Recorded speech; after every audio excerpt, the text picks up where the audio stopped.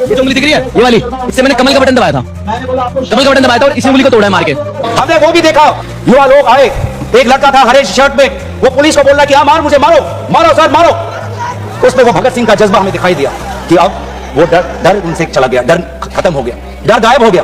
लाठी है, दर्द होगा, रात को सोने में मुश्किल होगी, लेकिन सब लोग कह रहे थे कि कुछ नहीं होता। अगर शिक्षा के लिए, अपने भविष्य के लिए अगर मुझे 2-3 लाठी भी खानी पड़ेगी तो मैं लाठी खाने जाऊंगा। यह है हमारा युवा शक्ति। मैं इस सदन से भारत के युवा समाज को मैं नमन करता हूं, धन्यवाद देना चाहता हूं कि आपने हमें दोबारा याद दिलाया कि लोकतंत्र का मतलब क्या है। आपने दोबारा हमें याद दिलाया कि सवाल पूछना आप सबका, हमारा सबका मौलिक अधिकार है। कि धर्मेंद्र प्रधान जी सिर्फ एक मुखौटा है आपके शिक्षा विभाग, आपकी शिक्षा के प्रति जो उनका आपकी जो नीति है वो सिर्फ एक उसका एक चिन्ह, एक सिंबल है। उनके हटने से भी शिक्षा में सुधार आएगा। आज भी ना बच्चों को विश्वास आता है इस बात पर, ना हमें इस बात पर विश्वास। आज शिक्षा को लेकर धरना हो रहा है, आज शिक्षा को लेकर जंतर मंतर में हजारों की तादाद पर लोग इकट्ठित हुए। एक मां ने एक आशीर्वाद के साथ अपनी बेटी को भेजा, एक बाप ने अपने बेटे के पीठ पे थपथपाकर उसको जंतर मंतर पर भेजा, और DU, IIT, JNU कहती है आप मत जाओ।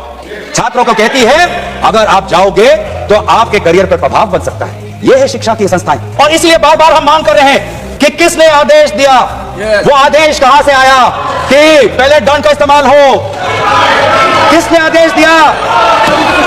किसने आदेश दिया कि आंसू गैस का इस्तेमाल हो?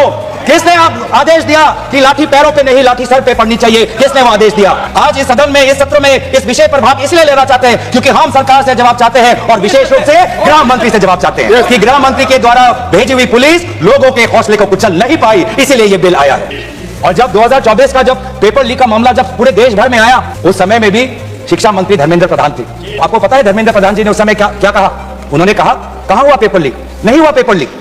और आज भी पहले 2.5 महीने तक तो उनका रवैया यही था कि कहीं कोई धांधली नहीं हुई, सरकार ने बहुत अच्छा काम किया है। 21 बच्चों की जान गई, आत्महत्या उन्होंने की। प्रधानमंत्री जब आते हैं हाई पावर कमेटी की बात करते हैं तो 2 साल पहले जो के राधाकृष्ण की जो हाई कमेटी थी उसका क्या हुआ? सरकार ये दिखाना चाहती है कि ये बहुत गंभीर है।